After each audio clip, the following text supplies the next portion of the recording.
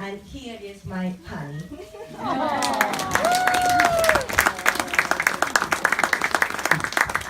Okay, first of all, Monica, baby, thank you for saying that. And I didn't know anything.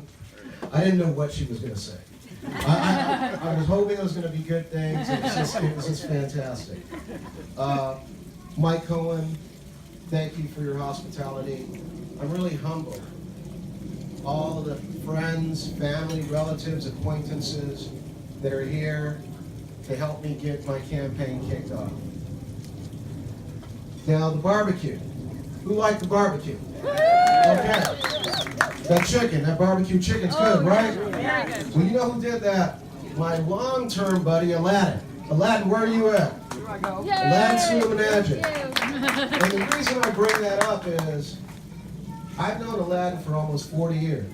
I met him when I first started ice skating at Culver Ice Rink. I was about 9 or 10 years old. And from then on, we became close friends and we remained friends. So my connection with Culver City, even though I didn't grow up in Culver City, it started decades ago. Culver City, as we all know it, it's a great place. I'm gonna put this down for a minute. It's changed a lot. Some people will say completely for the better. Other people will say, I kind of want to keep it the way it was before. And I want to tell you this, I'm going to be honest. It can't stay exactly the way it was before. However, we have to balance what's going on before us. I'm not saying that if I'm elected, I'm against development, because I'm not. Development helps our city. However, it has to be wise development. We need to listen to the residents. Okay. That is so important.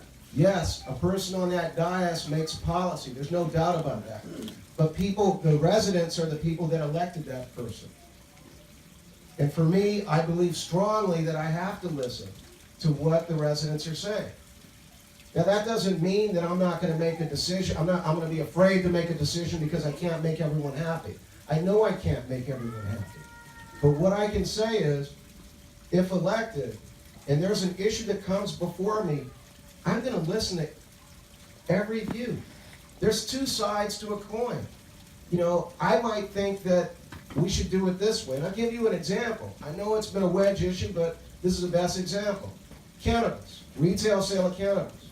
At first, my opinion was, if we could essentially regulate the heck out of those operators, bring in some extra money into the city, that's great.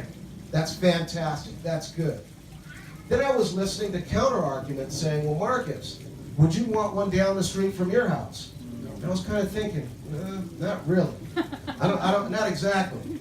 But then as things played out, and the council did a fantastic job as far as trying to protect the residents. That's important.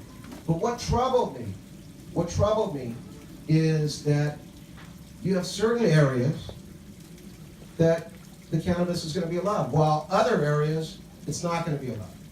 I know this isn't a discussion about cannabis, but I wanted to show you an example of. My first opinion was rah, let's have the retail cannabis, let's be safe, let's do all these good things, let's get a lot of loot. Then looking at other sides, talking to people from Fox Hills, talking from people adjacent to Sepulveda, I came up with a different view. I just did. As Monica indicated, I have been active in the city, and I don't talk about being active that is a condition precedent, that's a requirement, you need to vote for me because I've been active, but it is important to me. I'm not active in this community just to be active, just to try to get on the council, try to have some other higher elected position. That's not me. I do it for the love of my city. If I can do something to help, and most of you who know me, I'm going to do it. If I say I'm going to do something, I'm going to do it. And I'm going to do it to the best of my ability, and if I can't, I'll let you know I can't do it. A lot of times in any campaign, it's issue-based.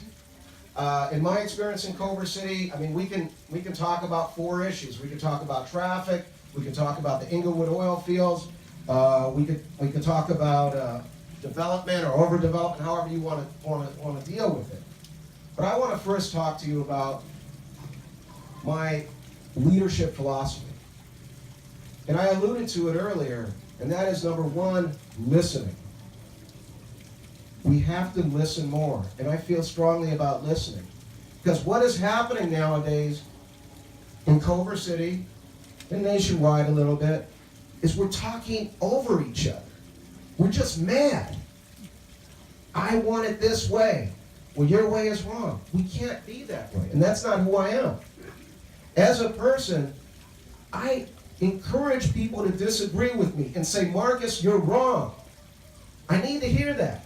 Then I'll think and say, well, yeah, maybe you're right. I am wrong. Let's try to figure out how we can do things together, because in our city, in our great city, quality of life is number one, and public safety. Everything else flows from that. I would be remiss if I got elected in not keeping those tenets in the forefront: quality of life and public safety. I'll give you an example, one issue, traffic, and I thought about this the other day with some help from my wife, of course. You know, we say, okay, the traffic is terrible, we can come up with all these computer systems, we can do that, we can adjust the signalization, we can do all these neat things. Talking to my wife, maybe if we had, on some of these projects, a traffic control officer that kind of controls some of those crazy intersections. Low tech might move traffic along.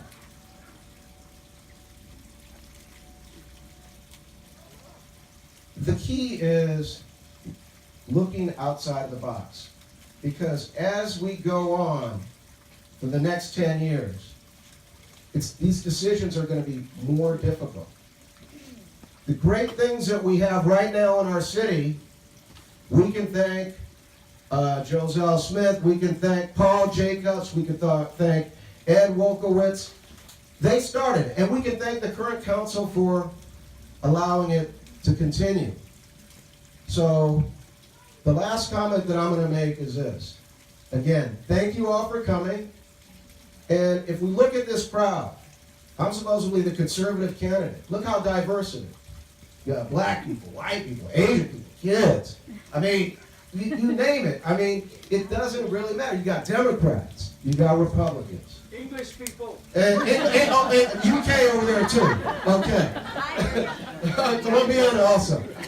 So I'm going to say this last thing before I hand it back off to Mike. Before you leave, if you see someone you don't know, introduce yourself to them. Just say, my name is so-and-so. What's yours? And then after that, pop smoke and have a great afternoon. Thanks again for coming.